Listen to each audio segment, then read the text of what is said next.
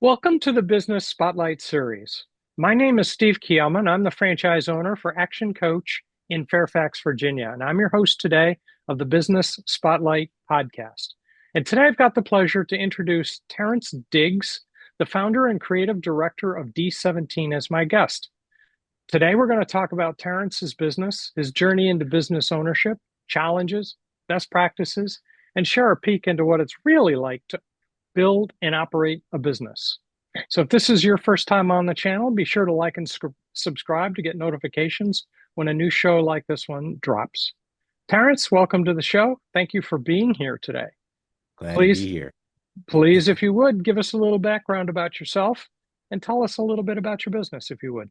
Yeah, so thank you for the great introduction. For those that don't know me, I'm Terrance Diggs. I run a brand called D17, located in here in Maryland. We've been around, geez, I think I'll hit 10 years next year. So that's a pretty big milestone. We predominantly work within like the apparel space, like streetwear, lifestyle apparel, but as well, trying to get more into the performance side. We've been blessed to work with a couple partnerships with the Bowie Bay Sox. I think they're now the Chesapeake Bay Sox in the MILB, what's minor league baseball. The Washington Wizards, New Balance, Smart Water, in a way to create opportunity through sport, whether that's through education, technology, and working with grassroots organizations to create the coolest gear, I like to say, but also bring that storytelling element to their businesses as well through collaboration. Awesome, awesome. Let's give our viewers a little bit of context. One of the questions that comes up a lot is about business structure. So, did you start this up and bootstrap it on your own? Did you have outside investors? Do you have partners? How have you built this business? Yeah, just kind of bootstrapped it on my own. Hmm. Obviously, like many beginning entrepreneurs, stuff begins as a hobby. It's kind of like, hey, I'm seeing a lot of traction with this, more or less. I Hmm. started to see that when I was in undergrad at Towson University.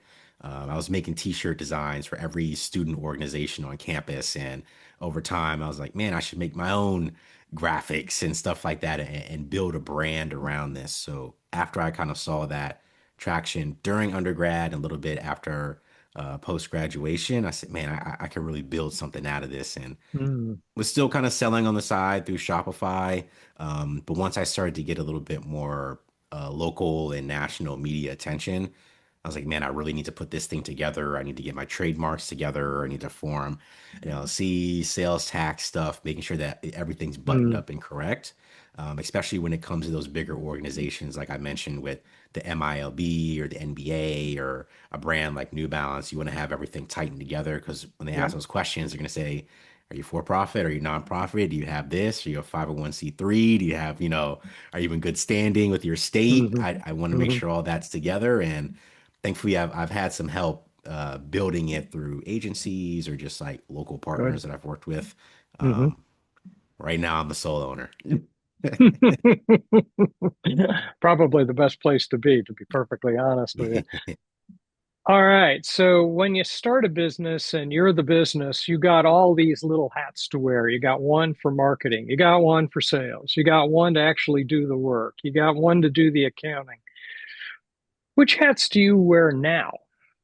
I'm still at the point where I'm wearing most, if not almost all, the accounting stuff I've kind of gotten aside from me. Good, Any legal stuff I've gotten aside. good. Sales, I do try to, do my best on the back end. We're mostly all direct to consumer on e-commerce. Mm-hmm. But I do have a marketing background that I've worked in sales before. Mm-hmm. And being able to have that marketing kind of skills, like, okay, I can make a website, I can make UTM codes on Google Mm-hmm. Analytics, I can understand different avenues of generating revenue, whether it's wholesale, pop-ups, field marketing, and developing those connections that it's like, hey, we're not just doing this for a buzz, we're actually doing this to do revenue splits or what our gross is Mm-hmm. looking like in terms of each collection. So, Mm-hmm. today I have my Baltimore Orioles hat, but later today I'll be doing some marketing stuff, some outreach for the summer. Okay. As like I said, we're mostly right now in the race season for running. All right. any sponsorships that are coming up, working with local organizations on getting their stuff out, and my own personal brand stuff to share those stories, kind of my behind the scenes, but also more insight to me as an individual. Very good. Very good. Are there roles in there that are you're working to work yourself out of at this point? Yeah, I think really a lot of the digital marketing, like I said, Mm-hmm. updating the website, obviously getting SKUs together. I really just Mm-hmm. love the designing part. Mm-hmm. When it gets to that back end stuff, like making sure we're getting emails on time, SMS Mm-hmm. on time, paid advertisements. I love doing it myself, but being able to have a dedicated person that can do that, to be able to take that off of me, because now I can say, okay, I can sit down and work on designing for 4 hours and not have to split it like, okay, I really only have an hour to design. Then I got to call the Mm-hmm. producer while I'm on the phone with them. I'm crunching numbers. I'm, trying to file taxes for the year. I'm like, all these numbers. I'm like, crap, how many times did I go to UPS? Like, I'm Yeah. trying to like, go through receipts and submit them to myself, Yeah. So I'm Yeah. like, hopefully, eventually, I can get that off the books. I have worked with a couple outsourced talent before. Good. I'd love to get somebody at least part time, or we have worked with interns before, just on like Mm-hmm. smaller stuff like social media content or just Mm-hmm. like outbound Mm-hmm. research. So my interns, they know I love them. They're great, and we do help them get course credit on stuff. So I'm excited to hopefully bring someone on part time that can learn, Good. and also I can learn as well, to better my own managerial skills. Great. So while we're talking about marketing, who are the customers you're targeting? What makes the best customer for you? Yeah, so for us, we're kind of in that 18 to 35, like that kind of older, I would say a little bit of an older Gen Z to like a millennial era, Mm-hmm. um, kind of like a young adult. They're probably previously played a sport, I would say, in high Mm-hmm. school or college. They're now trying to get into things like golfing or Mm-hmm. soccer or Mm-hmm. running, as I did so myself. Mm-hmm. But we also try to tackle anything on the younger side, especially being Mm-hmm. able to help youth athletes. We currently have an active partnership with Howard County Recreation and Parks, which helps get youth athletes into summer camps a lot easier and makes it more accessible. Mm-hmm. We've kind of seen the pipeline, like if they have siblings, like that older brother or older sisters, like wearing our stuff, and they kind of Mm-hmm. wear it on their own recreational athletic stuff. They're like, oh, now I want to wear it. So Mm-hmm. we're kind of building both sides, but that Mm-hmm. 18 to like young adults, kind of like Mm-hmm. first time home buyer, Mm-hmm. trying to get into their realm. They've grew up with brands like Supreme, Babe, Stussy. They love sneakers. They love video games. They love Mm-hmm. Pokemon cards. Mm-hmm. Kind of that active, kind of like young adult has really Mm-hmm. been the consumer that I would say, targeted. But the Mm-hmm. best one, honestly, comes from when we do our races and they see our product, or they see like the people that the product is on. They're like, Mm-hmm. they might want something a little bit more flashy, but more Mm-hmm. grassroots. They might be a Mm-hmm. Nike fan, but they want to support local. They might want something that's more stand out, but it's still Mm-hmm. subtle. Mm-hmm. That's just the visual direction that we've taken, and we've Mm-hmm. slowly seen that on a lot of online platforms. Good. We post about mostly our running gear, like our running singlets that just released. So I'm excited to continue to grow that outreach and network Good. in terms of consumer, both awareness, but also any like consideration to get over to our website. What makes you unique? Why would those people decide to get in contact and start buying from you instead of going down to the store? Yeah, so I think honestly, the way that we've developed the network, especially on the running side, I'm extremely big on grassroots. I started Mm-hmm. my early career in nonprofit, Mm-hmm. so I've seen what it's like for organizations to continue to connect with communities, what that looks like to connect with younger generations, what that looks like. Good. I say a little bit with the brand. I don't want to be too founder forward, but I feel like just the perspective and things that I see, especially online or in the Mm-hmm. world, experiences that I've been around, experience that I've heard from other people. Mm-hmm. It's just like, why is no other brand ever taken that leap? I understand, like, obviously there's time and money and boards that have to, sign on to it, but Hmm. when we first started the running stuff back in 2019, it kind of was a little bit overlooked. Yes, there's brands like Nike and Adidas and all that we do love, but I was like, well, how come they've never taken this step when it comes to developing the singlets? How come they've never taken this step to working with grassroots organizations? Whether it Hmm. doesn't have to always be like today's the Boston Marathon. What can we do to activate outside of it Hmm. for those organizations that feel like they're not being heard by the giants, Hmm. as I like to call them? We respect them and they obviously lead the space, but it's also a room for a lot of those grassroots organizations to thrive, whether that's run clubs, smaller races, athletes that might not be able, not everybody's getting signed out of college to Nike. How can I be able to help them get a sponsorship and Hmm. help them? Hmm. They might eventually get to Nike, but hey, Hmm. Kobe Bryant was at Adidas for a little bit before he got to Hmm. Nike. So, like, I can be that stepping stone for them Hmm. to help them understand and get around the environments that they want to be in. And not to ramble too long, but we work with organizations like Sneaker Impact in Miami to help recycle old shoes that can be turned into Hmm. post-consumer product. Um, we work with brands like Smart Water in order to get away from plastic bottles, to get more aluminum bottles that are better for recycling, just for our own environment.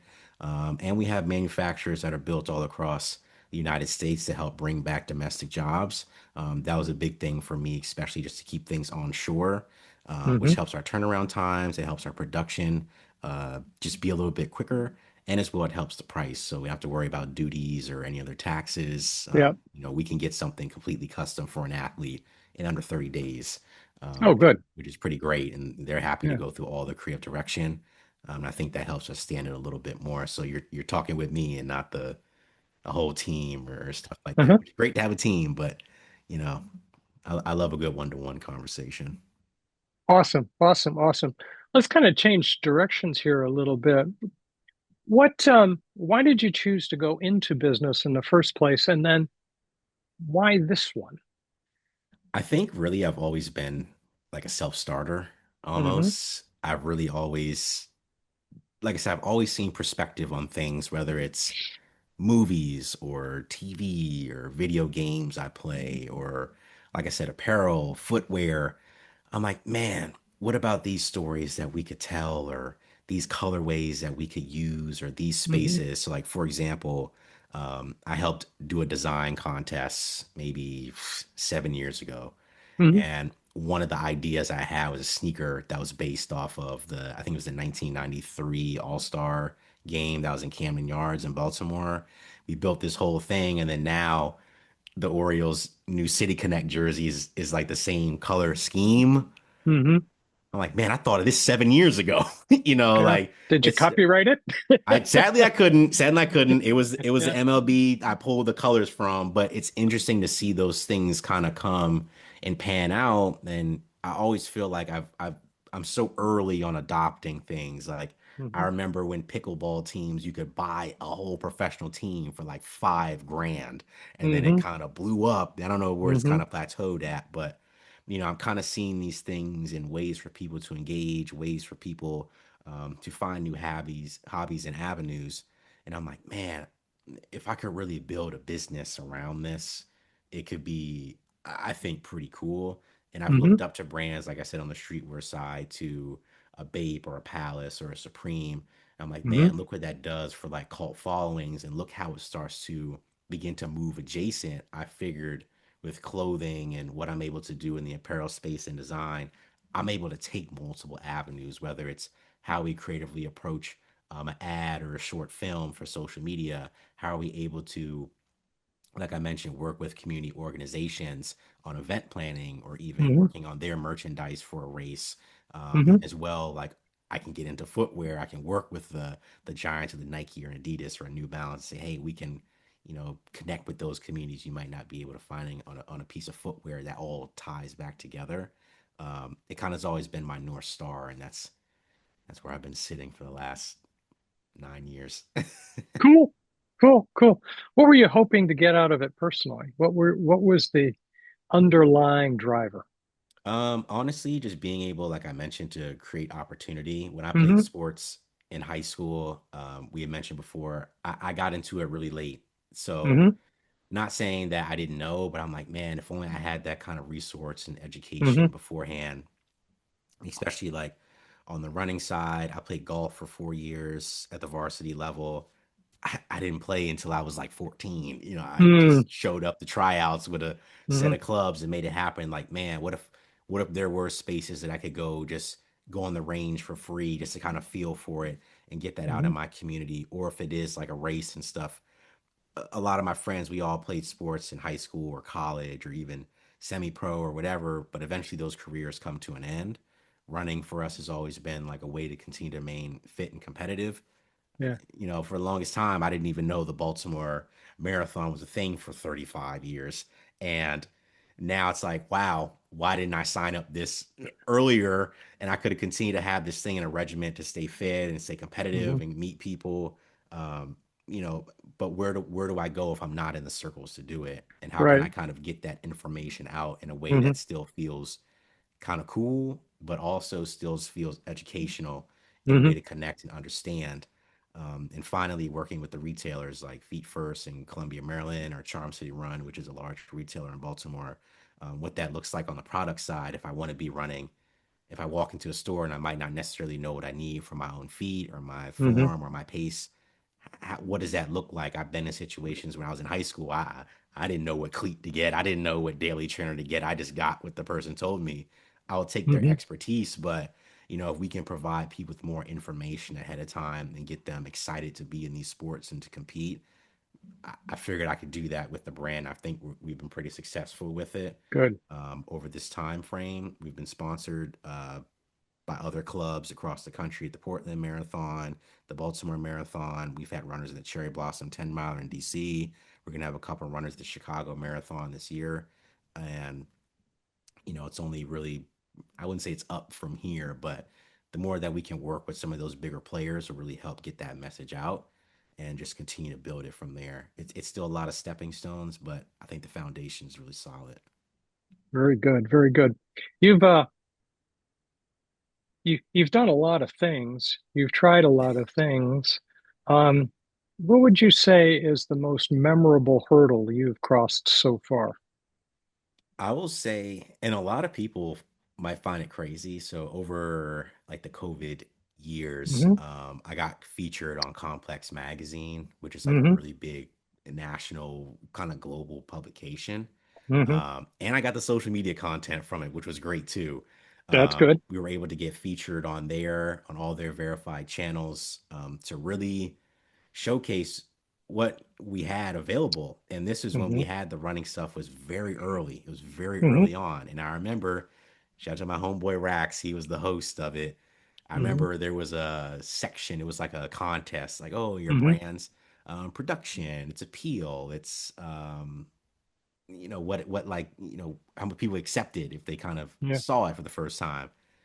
And I will not forget, I got deducted points because I had my running stuff. And he said, not a lot of people are into running, so I don't think this is really going to work. This was 2021. So hmm I'm like, this was 5+ years ago. And then I'm hmm like, was I too early? Or was it enough to kind of make an imprint on people? Because we had so much reception from the comments and people sharing it and reaching out, to get involved. And I've always told myself, man, I've really got this thing that's working. I just need to keep pushing the message. The more that I keep pushing it, pushing it, pushing it, and people see it and understand, they're like, man, are you a new brand? I'm like, no, I've been around almost 10 years. I know I keep saying Yeah. it, but like, it's been such a long time and so much Yeah. work and dedication has been put into it that to the point where I'm like, hey, if this is what I've done in the first 10, imagine if I had a really good 3 years Yeah. of, Right. of, Right. of the vehicle I wanted. If I can get this far off three wheels on the car, man, hmm if I can figure out where that spare is for the fourth, I might look like a Lamborghini and a Honda Civic. So, It's I'm a little bit surprised by that remark because my recollection is the running community has been a pretty substantial community for decades. mm, Um, yeah, it's not 100% of the population, but it's a pretty substantial chunk. yeah, I think Uh, so. And I think especially it's for that publication, they weren't mhm. really pushing running stuff. They kind of were more That of could be. they were Yeah. kind of more of like a lifestyle-y brand kind of thing. But now it's gotten to the point where these lifestyle brands, they're working with running companies, or these running companies are Hmm. working with lifestyle brands. So the relationship is There's a connection. overlapping. Yeah. I think we were Yeah. really early on it where it was like, hey, we know these legacy running brands like Asics or a Brooks or a Saucony, but now these brands are working with these lifestyle groups to bridge that gap. And we had already done that dirty work years ago. So when Hmm. people see us and they're like, there's no question to like, why did they get into running? Oh, we kind of see he was already teasing this way back.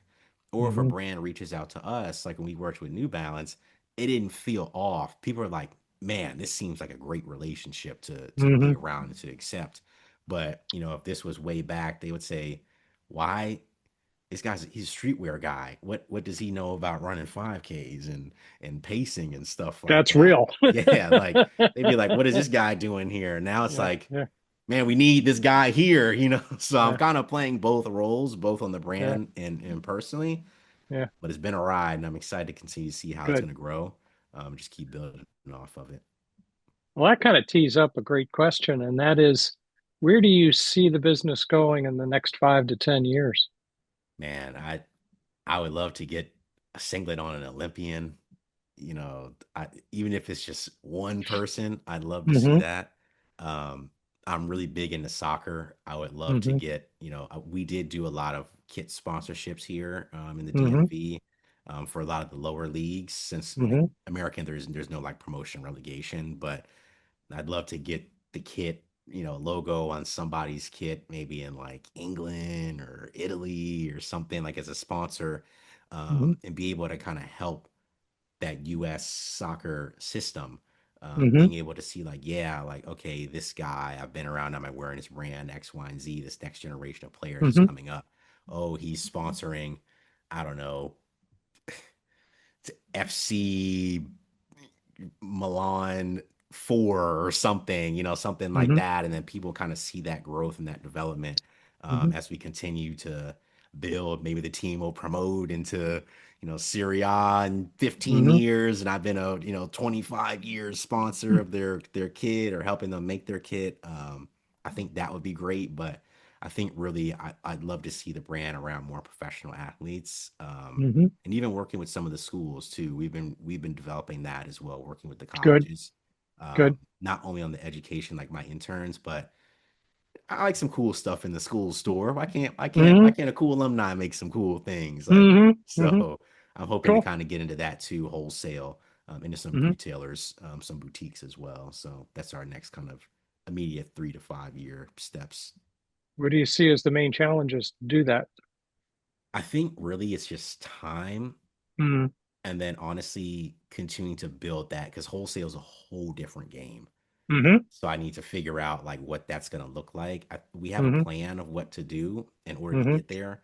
Hmm. I have some really great friends and colleagues that are already Hmm. in the wholesale space that have been in, a Macy's or a Neiman Marcus or a Nordstrom. They've gotten products in there. So we've all kind of willing to share resources, or it's like, hey, we can work here to do this or work here to do this to kind of build those relationships.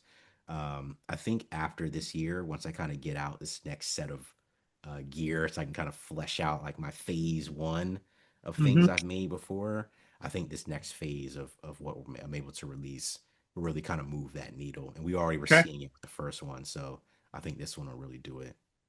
Good. Good. Good. Good. Um,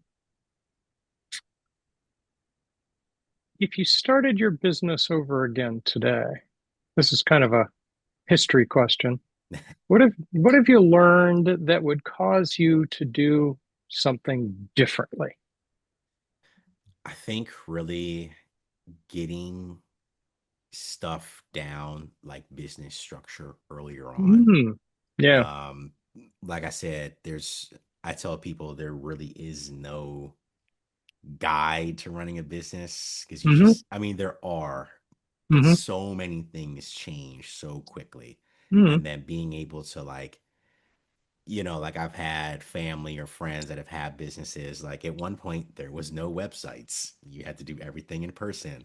At one point, there was no social media. Like not to date Hmm. myself, but there was no TikTok when I started. So it was Right. like I'm like, man, I'm so focused on Facebook and Instagram. And now there's Yeah. brands that are like, boom, well, we just mostly do on TikTok. And I'm like, Mm-hmm. well, I got to figure that out. So, Mm-hmm. or even when it comes to like the financial sides, like what does that look like to getting a business account in a bank? How do you develop Mm-hmm. that relationship with the bank? How do you develop Mm-hmm. that relationship with your store provider? Like we use Mm-hmm. Shopify, and Shopify early on gave us a lot of opportunity in terms of marketing. They follow us on Instagram too.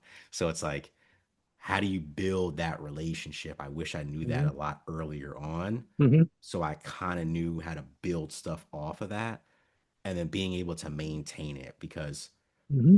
at the end of the day, you still have to hit KPIs or whatever metric that is. How can Mm-hmm. you be able to document that and report it Mm-hmm. back to whoever you're working with? Mm-hmm. I feel like a lot of the time, especially for me, there's a lot of great products that I made or pushed out, and it wasn't a lot of like capturing of it. Now everybody Mm-hmm. captures everything. I was not a big capture guy. I was like, I want to Mm-hmm. live in the moment kind of guy. Mm-hmm. So now I'm kind of in a way working a bit backwards Mm-hmm. to like fit. Like I posted a video on TikTok. We did our hats for the Bowie Bay Sox, and I'm posting like, who got this hat 4 years ago? Like, where are all these 300 hats that I made? Like, and I've gotten some people being like, oh, I remember that game. I think like someone from your company gave us some tickets and stuff. So like, that's the content I'm kind of building now, but I wish I was ahead of it and not trying to play catch up. Yeah. To kind of build obviously social proof, digital followings. I think we're doing great on numbers, but I like to be a little bit higher. But Mm-hmm. when I see people in person, I think really just that one-to-one connection and word Mm-hmm. of mouth is just always the best to me. I don't care how many followers I have. If I can go for a race and five people already identify the singlet as I'm running past at whatever speed Mm-hmm. I'm going at, I'll take it in a sea of everything else. I will take that wholeheartedly. Awesome. Awesome. Awesome. This is probably a good time to start wrapping up so that we, don't spend all afternoon because you've got some interesting stories to tell here. But let's hit a few rapid fire questions and see what Yeah. we can do with these guys. What would you say has been your key to success? I think it's really just perseverance.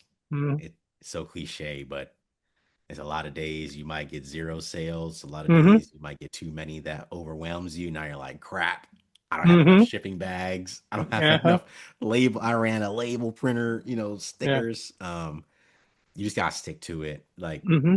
every day in business, you don't know Mm-hmm. what in this world is gonna change. You don't Mm-hmm. know what's gonna happen. And then being able to kind of just stay on it is always helped me. Like being able to pivot and stay and keep your head on a swivel and keep moving forward has been the best Keep for me. keep moving. Yeah. That's good. That's good. If you and I were having coffee at the local coffee shop and somebody walked in talking about a business he was getting ready to start up, what's one piece of advice you would share with that person? I would tell them, obviously, get a mission behind it. Mm-hmm. Like you mentioned, like kind of a why you're doing it. Mm-hmm. And I'm not taking shots at anybody or anything, but there's a lot of times I think we've always seen businesses kind of come and go and come and go. Mm-hmm. I forgot the number. It's like, what is it, like 70 or 80% of businesses fall out in the first year. You It's kind of pretty high. Yeah. because you kind of lose that north star of like why you're Mm-hmm. doing it. Not saying that every business has to have that, but I think it really does help in the long run because Mm-hmm. everything can be the same, but everything can be different. And don't be Mm-hmm. scared if someone else is doing the same thing. Mm-hmm. Like I mentioned, there's McDonald's and there's Burger King, there's Wendy's, there's Shake Shack, and you can name 1,000 burger places to get a burger. You Yeah. can name 1,000 sodas, you can name 1,000 waters, but Yeah. each one of them has their own avenue to remain different. Mm-hmm. Just again to that first thing, just remaining perseverant and keep your head on swivel and don't be afraid to stick out if you need to. Good. Because some people get a little nervous about that. Like, I don't want to do this or I don't want to do this. Like, do it for like do it for like a quarter and see what happens. Yeah. Right. And then if Right. it doesn't work, well, on to the next Change thing. it. Yeah, just we stopped doing that. Yeah. Yeah, McDonald's wasn't making McChickens forever. They were a burger place. They said, you know what, we're gonna start making chickens, and then boom, Yeah. And I said, hey, let's start making McRibs, like just to try Yeah. it. And that's okay, it only works for like 3 months. We'll take it away. And then Yeah. this thing called the internet happens and this cult following happens on McRib. So now you got a new business plan. It's like, sweet. Anytime we got to hit that red button, McRib season. And we're calling LeBron James. You just never know what could happen. Yeah. Yeah. Good. Good. Good. Good. What's one book you're reading now or have read recently that has impact on how you're driving your business? Actually, what's crazy? 2026, I've been getting into reading. I wish I had the book next to me. Not that I wasn't reading before, but I'm getting more into stuff. There's two. One, I think it was called it was like the storybook or something. It was like how to Hmm. like story lane and stuff like that, like how to Hmm. level your business and like what type of Building business. a story brand. I think that's what it was. Yeah. Hmm. Like what you Hmm. want to be. Like, do you want to be like the overseer? Do you want to Hmm. be like educational? Do you want to be Hmm. this? Like being able to develop those lanes have been really Hmm. great. And another book that I was reading was called The Four Agreements. I think that's like one that everybody should read. Hmm. Just those things that it mentions, like don't take Good. stuff personally, Yeah. be intentional with what you say. Hmm. Obviously, like you can't get online and be like, well, why is this person, they got this collaboration or they got featured in this magazine and maybe it just wasn't meant for your business. Just because somebody was in Time magazine doesn't mean you can't be, on the New York Times. That's two separate publications. Hmm. You could be on, I don't know, you could be on CNN, but man, I could be on MSNBC. Like it's too large, ways to get your name out and being able to kind of just not take stuff to heart. That was my big Hmm. problem too. Like I was like, why is nobody wearing my shirts? Why are they wearing this shirt? Why are they doing this? People can buy two t-shirts, man. Like it's not Hmm. the end of the world. But Hmm. also it's like, how do you connect with people Hmm. in a way that if they don't like your stuff, that's cool. But they don't know about that third person that might not like it. It might not be, a one-to-one in your Hmm. peers, but like once people kind of come in and you nurture them and keep them in your support system, then you just keep building off there. Keep nurturing them. Yep. Yeah. You've had a great journey. What are you most proud of? You know, I don't think I've had that moment yet. Okay. I think I'm still getting there. Like I'm very hard on myself, Hmm. obviously. I'm a very big visualizer in my Hmm. mind. Like when I run my half marathons and 5Ks, I feel like I'm going to the Olympics. I'm probably not. But in my Hmm. mind, I've never, and this comes from a Disney movie from Cars. They had Lightning McQueen and he won the championship. And they're like, Hmm. how'd you do it? And I don't know if this is the exact quote, but it was something like this. He was like, I never thought that I couldn't do it. So in my mind, a lot of stuff that happens, I'm like, I knew I was going to get an event with New Balance. I knew I was going to do this. Like it kind of, I always knew that I can get there. I'm not the first one to do it. Hmm. Like I'm not, I always tell people I'm not reinventing a wheel. I'm not even making a wheel. I'm just making Hmm. my own wheel. So Hmm. it's like, I've always visualized crazy and what that is. So I think that proudest moment will come because when I was on Complex, I was like, man, this is my shining star. But then it came and went. So now I have to Hmm. work on something else. And I ran my first half marathon. I was like, I could never run a half marathon. I've run three now. So it's like, Hmm. okay, I have to keep doing that. But I really think once I don't know if it is when I see that professional player or like really getting that honed in, very large person that's like, Hmm. I really like what this guy's doing. I Hmm. think that will be my proudest moment. Hmm. Um, and honestly, I think it will come when I'm all said and done with it. Hmm. And I always tell people I design for 40 years in the future. Good. Like I can't wait when I'm, you know, I don't know, this cool streetwear guy, and my great grandkids are like, Hmm.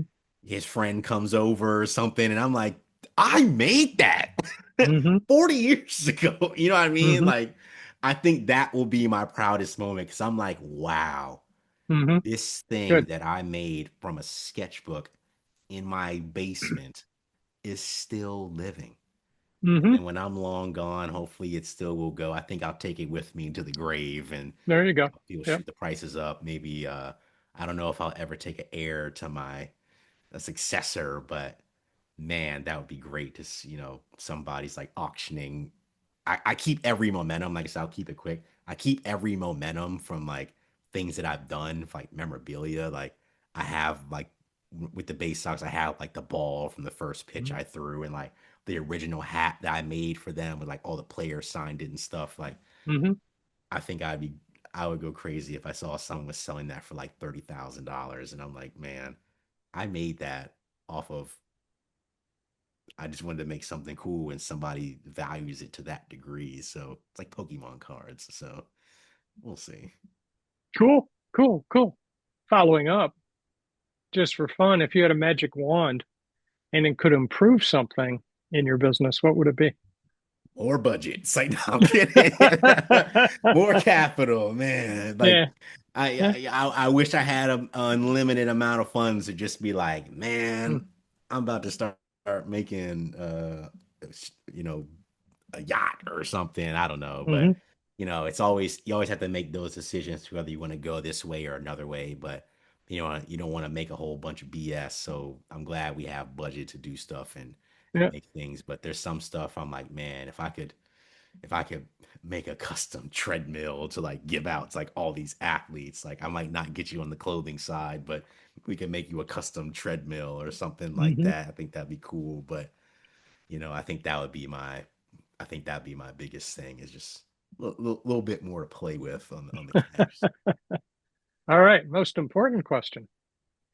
How can people who want to know more connect with you? What are the best ways? Yeah, just find me on social media, just D17 Terrance if you want to get personal. Just D17 clothing on all platforms. Facebook, Instagram, TikTok, website. Those are probably the biggest two. We do have a blog that's coming out this month called 17 Stories. It's going to be stories of 17 athletes across the country being able to do that. So hopefully someone will find that and get to read, Awesome. inspire from it. Or if you want to get in touch with me and have a conversation about this episode or anything I got going on, it's just D17 Terrance. Anything with that letter and that number will find me some way. Very good. Very good. What's most inspiring to you today? I definitely will say working with the kids, Ah, working yeah. with students, high school, college, even I haven't we haven't gotten into the like the elementary, middle school side, but really working, I will say with the college kids has been really Mm-hmm. great with for me. Like I mentioned, I got into the sports that I played for a long time, really late, especially on the business side. I always talk about my professor, Professor Myers. I had a class with him my senior year for my thesis project, and this is before I was kind of starting the brand. He's kind of the real reason I took that leap. Being able to have an outside person be like, I think you've got something, or I can figure out how to get you to here. This is Mm-hmm. you were just the missing piece from A to let's say F to get Mm-hmm. there. Um, that just inspires me the most when a student comes up to me and says, I'd love to interview you for my content page that I'm starting. I want you to be my first interview, or Mm-hmm. any of the college kids that say, I really want to get into footwear. Where do I go? Mm-hmm. I can say, okay, well, I can, connect you with this person, or you can come Mm-hmm. sit with me on a call or something like that Mm-hmm. just to hear it. Just being able to have them reach out to me and continue to seek that information. And I'm glad Mm-hmm. to be that North Star of information. Has always inspired me. So, like I said, I'm always hoping when people go to Blandare Park and they see that big old D17 athletic sign waving over the field I played on in high school, and they're like, man, he's a local guy.